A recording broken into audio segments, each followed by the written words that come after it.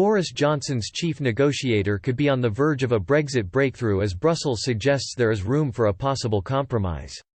European Union officials believe talks over a free trade deal could be unlocked if David Frost is able to present Britain's future plans for its state aid regime.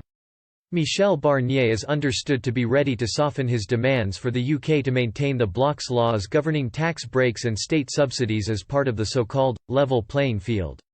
The Frenchman had been ordered by member states to force Britain to align to Brussels' anti-competition regime. But European sources have claimed establishing a common approach between both sides for state aid policies could allow Boris Johnson complete control over Britain's system. "We need an understanding of what we consider the common rules," one source told Express. "What we're trying to see is what the state aid system is going to be, and then the EU can establish how compatible it is with the type of partnership we're considering." This could allow both sides to build plans for a dispute resolution mechanism that would allow either the UK and EU to retaliate against any perceived deviations from their common understandings. Downing Street is yet to set out its future state aid regime for after the EU's grip over Britain's rules ends when the transition period expires on December 31. The Prime Minister has been adamant any deal with Brussels must give the government full control over policy decisions for the UK.